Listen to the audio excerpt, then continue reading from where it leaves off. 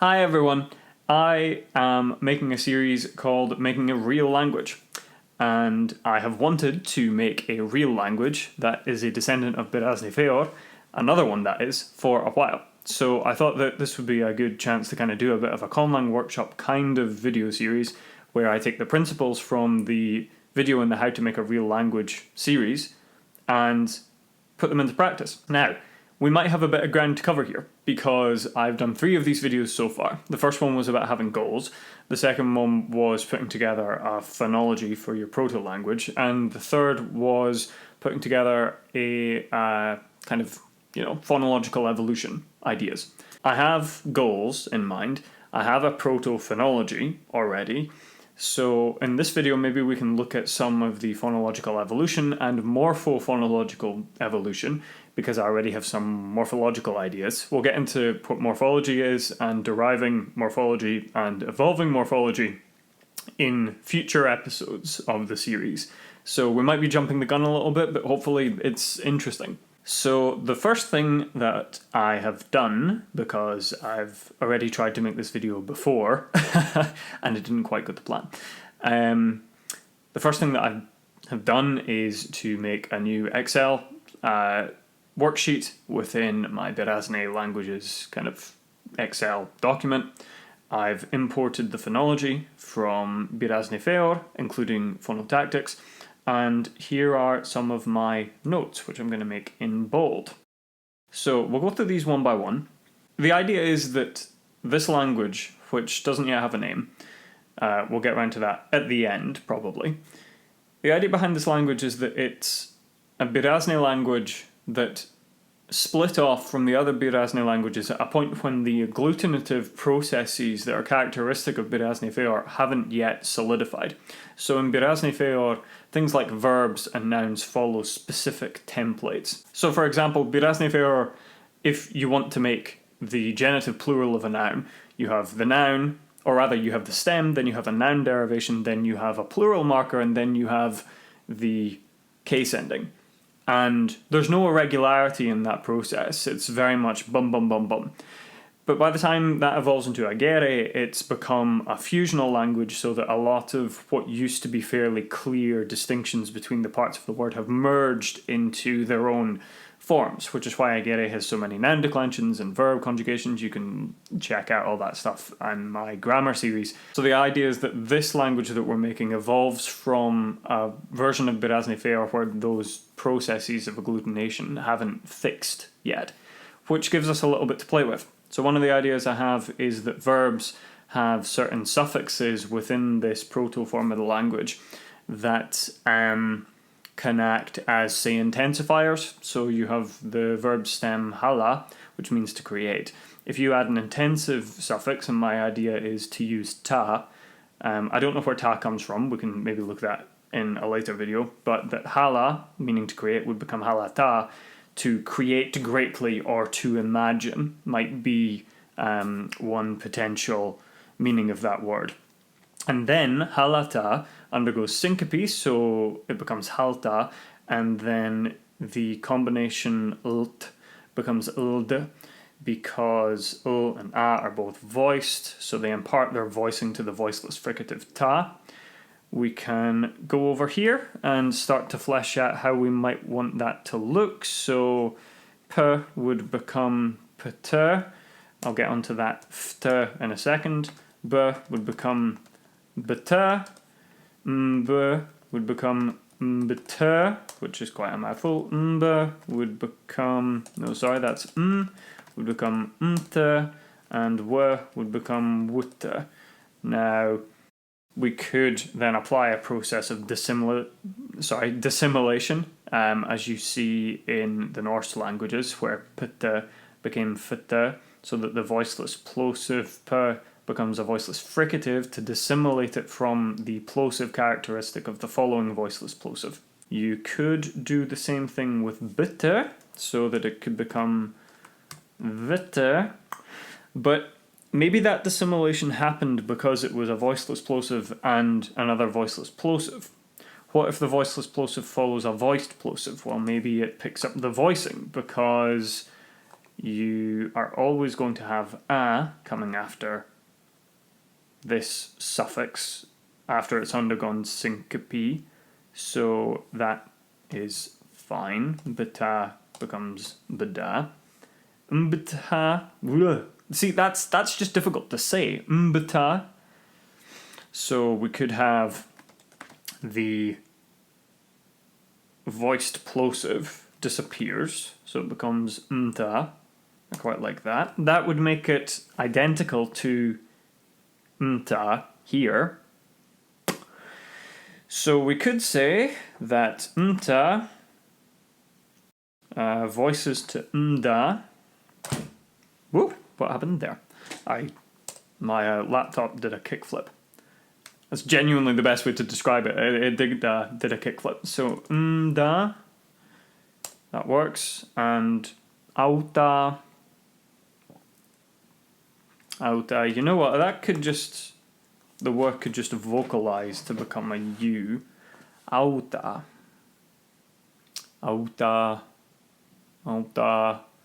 Or does the T voice to become auda?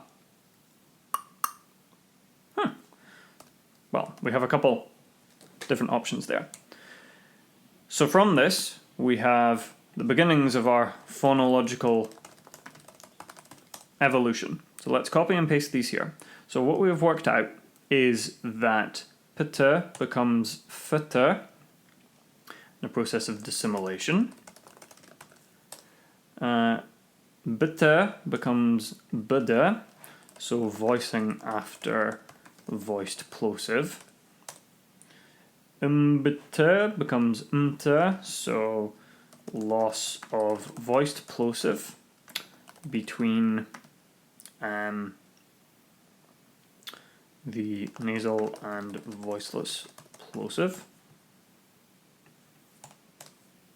Mt becomes md, so voicing after nasal. So what you could do here actually is that you could just say mt and bit become md and bd, so after voiced plosive and voiced nasals, in which case we can remove this row. We don't yet know what happens to approximants. We can get around to that later. But what we do know from this is something of the ordering that this occurs in. Mbte must turn into mte after. So mte must become mbe. So this change here, where amta. So let's make these a little easier to say by putting a before and after the sounds. Amta must become amba before ambita becomes amta. Because if ambita becomes amta, then words that originally have stems that end in nasals and prenasalized plosives will end up both becoming amta. And I kind of, at this moment I don't want that, at this moment I want them to kind of be pretty clear, but we can change that ordering if we like. And I quite like that we're leaving open the option for wute to become either ut or uda. To become either auta or auda. Both of those are nice. See, both of those sound nice. That's tricky. And I can then go and turn the rest of these into whatever. Another thing that I want to do within this is to have evidentiality. So evidentiality is just how you know something. You know, if I say, well, the table is red, I can then ask you, how do you know that the table, or I know that the table is red, and I say, well, how do you know that? And I can say, well, I saw that the table was red, and it was first-hand experience, or I can say, I heard that it was red. Who did you hear it from? Well, I heard it from a friend. Okay, that's, you know, possibly a reliable source, as opposed to I heard it from some guy in a pub who I don't know. So there you have three different levels of evidentiality, or how well you can reliably know that something happened. I saw it firsthand, I heard it from someone I know, or I heard it from a stranger.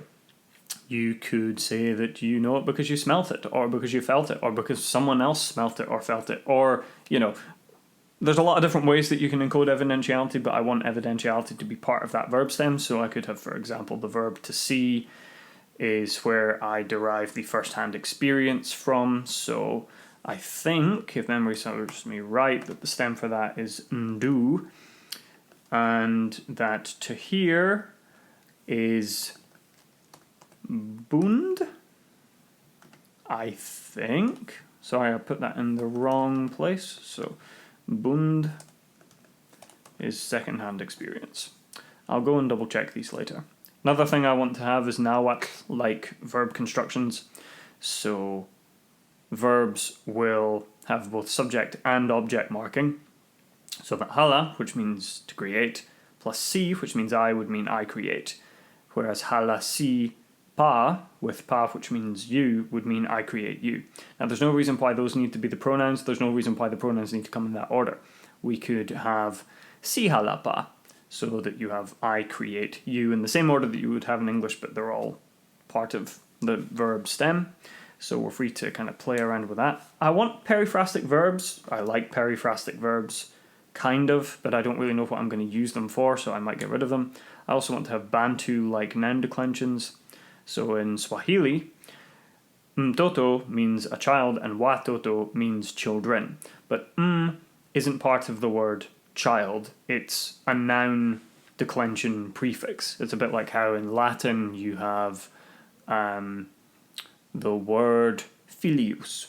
Filius means friend, but us isn't part of the word necessarily. It's a noun declension ending. I might not be explaining this very well at all. So there are tons of these noun declensions, and for pretty specific things, words relating to people fall into one, words relating to inanimate objects fall into another, words relating to language fall into another. So we could possibly have these declensions derived from proto-stems that mean something relating to all the words within that declension. So, for example, we could have gung, which is the proto-stem for a person, and dind, which is the proto-stem for a child.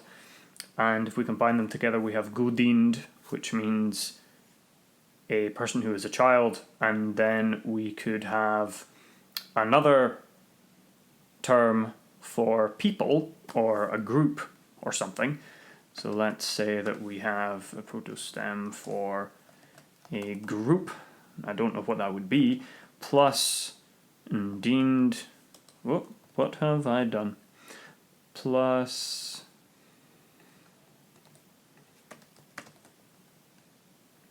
so we could have a proto-stem for a group plus dind child, which equals children. So it's kind of a group of children. And then at some point later in the language, that prefix would be added to verbs and adjectives, and it's just another way of making everything agree. Another thing I want is consonant gradation. Now, I've said consonant gradation here, which is specifically a term that's used to describe in Finnish when you have a word that ends in, say, a T, and then you add on a closed syllable ending. The T becomes a D. I don't know if I want it to be more like Finnish or to be more like Welsh. So in Welsh, you have a process, like in Scottish Gaelic, which I'm far more familiar with, of lenition, where, say, what's an example? Madain va, which is the Scottish Gaelic way of saying good morning or good day.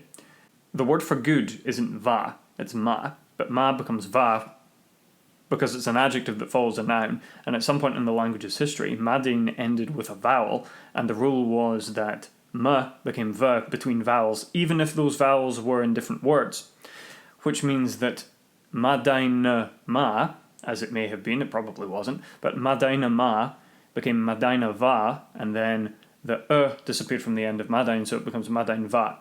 But that process of m becomes v if it's an adjective following a noun has now become grammaticalized. So Welsh has more 3 or 4 different forms of consonant. It's not lenition. I'm calling it consonant gradation here because lenition is a certain kind of type of consonant gradation.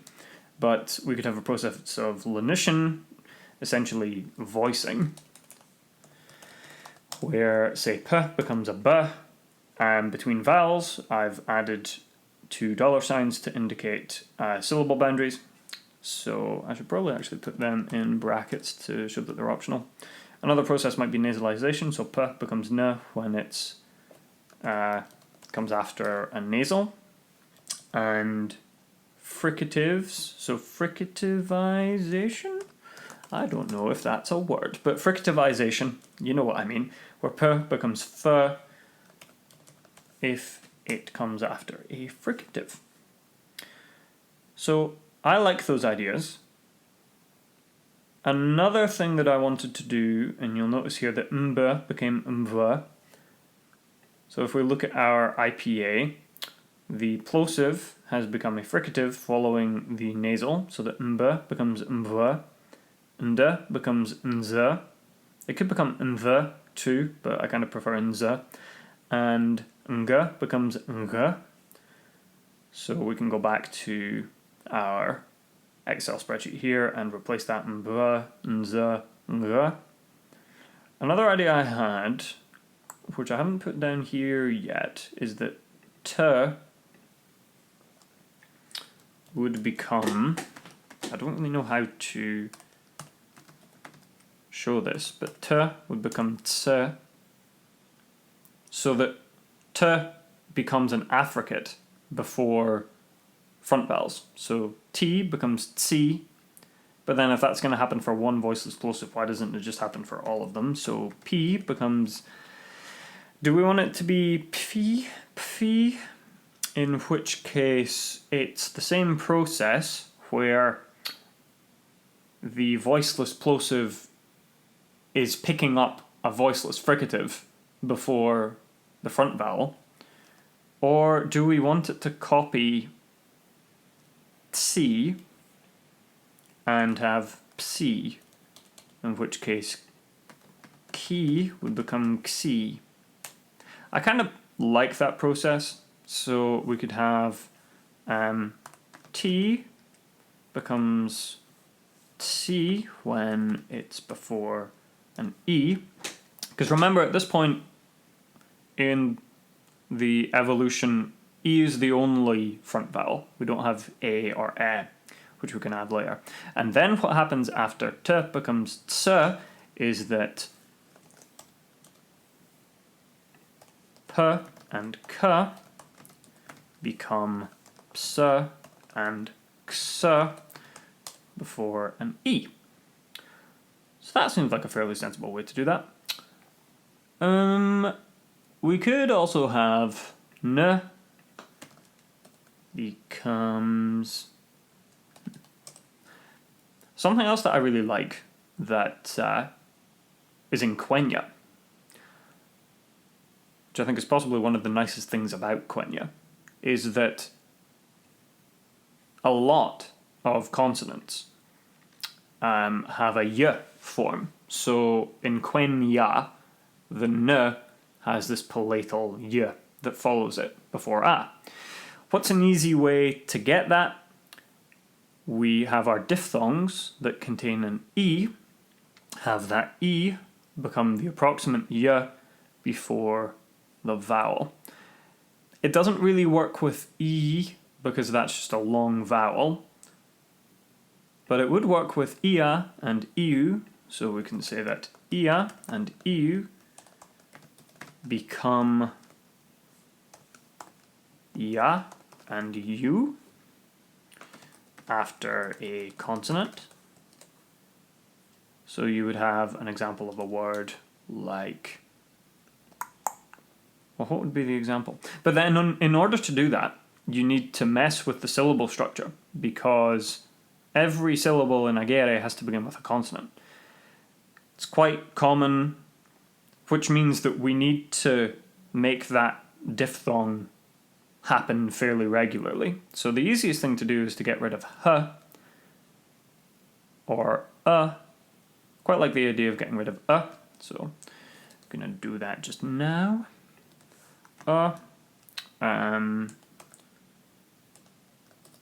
Disappears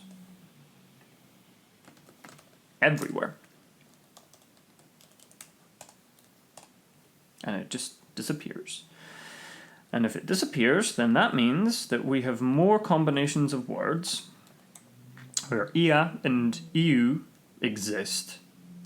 So we might have an example of a word like ngi, and add on a. I don't really know what that would mean at this moment, which is ngi a. Now ngi is the protoform of as if. So ngi a would become ngia, and that would eventually produce something like ngia.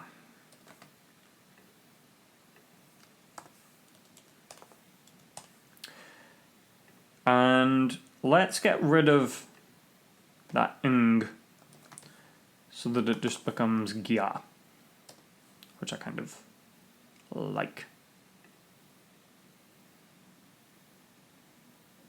Which would mean that mb and so let's take this example ngi and then add a onto it, which gives us this word ngi a, and then we've already decided that this becomes ngya. I'm going to have to change my keyboard here. Ngya.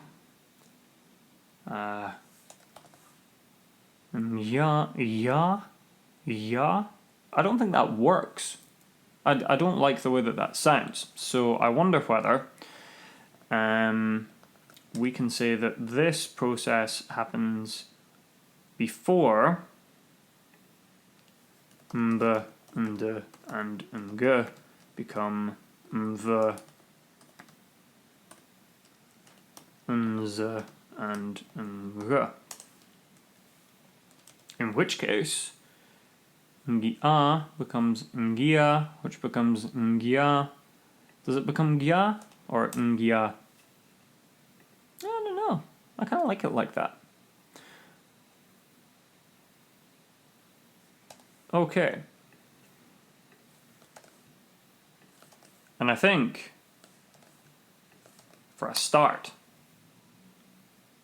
it's probably pretty good going. So, see you in the next video.